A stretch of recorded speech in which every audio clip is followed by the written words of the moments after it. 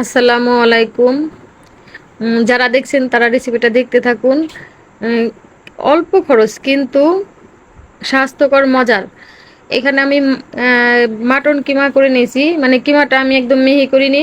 আমি হচ্ছে একটু দানাদার মতো রাখছি। আর হয়েছে এখানে আমি একটু পেঁয়াজ বাটা 1 টেবিল চামচের মতো পেঁয়াজ, তারপর হচ্ছে মরিচ, লাল মরিচ 1 চা চামচের মতো, গোলমরিচ, কালো গোলমরিচের গুঁড়া আছে 1 চা চামচ, আর জিরা গুঁড়া, আর ধইনা, রাঁধুনি, আর হচ্ছে এখন দিব হচ্ছে টমেটো সস, আর লাগছে আমার বেকিং পাউডার,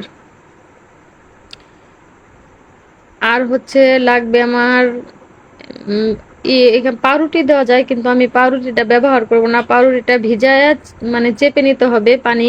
তা আমি পাউরুটিটা ব্যবহার করব না। আমার এখানে 200 গ্রাম কিংবা 250 গ্রামের মতো হবে মাংস।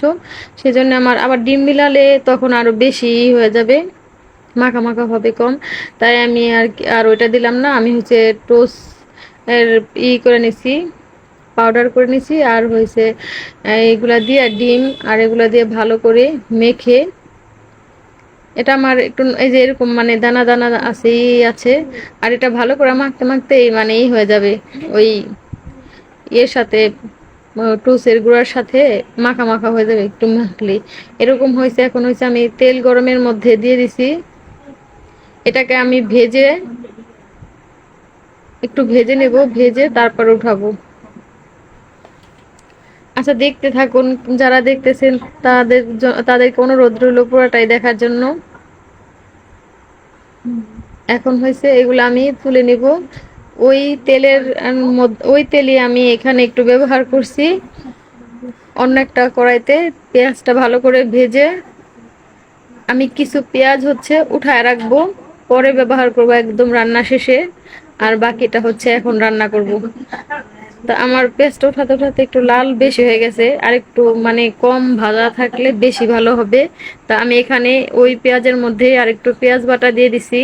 এবার এটাকে একটু ভেজে এলাচ, দারচিনি, তেজপাতা, আদা, এটাকেও আর একটু নাড়াচাড়া করে ভেজে নেব, মানে এটার গন্ধ যাতে চলে যায়। এখন হচ্ছে পানি দিয়ে একটু পানি দিয়ে এখানে লাল মরিচের গুঁড়া, আবার এখানে ধইনা গুঁড়া, আর হয়েছে রাঁধুনি, জিরা গুঁড়া, আর গোলমরিচ গুঁড়া দিব। এটাকে আবার আমি একটু ঢেকে ঢেকে এভাবে করে একটু ঢেকে ঢেকে রান্না করব। ঢেকে ঢেকে দিব আমি। আর সামান্য একটু হলুদ গুঁড়া দিয়ে দিলাম, মানে স্বাদ মতো লবণ। তো আমি কিন্তু এটা ঢেকে ঢেকে রান্না করছি কিছুক্ষণ। আর অন্যদিকে হয়েছে আমি এখানে মানে গোল আলু কিছু আগে একটু ভেজে তারপর হচ্ছে একটু পেঁপে দিয়ে দিছি, ওটা দিছি পরে। আগে গোল আলুটা একটু ভেজে তারপর হচ্ছে কিছুক্ষণ ভাজার পরে পেঁপেটা দিয়ে আবার একটু ভেজে নিছি। এখন হচ্ছে এখানে এটা রান্না করা হয়ে গেছে, মানে তেল বেশ অনেক ভাজা হয়ে গেছে। এখন আমি পর্যাপ্ত পরিমাণে পানি দিব। পানিটা কিন্তু একটু বেশি করে দিচ্ছি। এখন হয়েছে এটা পানিটা ফোটা পর্যন্ত অপেক্ষা করব। তারপর হচ্ছে আমি এটার মধ্যে আরো যেগুলা আছে ওগুলা মিলাবো। এই যে আমার বলক উঠে আসছে। এখন হয়েছে আমি ওই কুপ্তাগুলো দিয়ে দিছি। এরপরে ওই আলু আর পেঁপেও এখন দিয়ে দেবো এটার মধ্যে।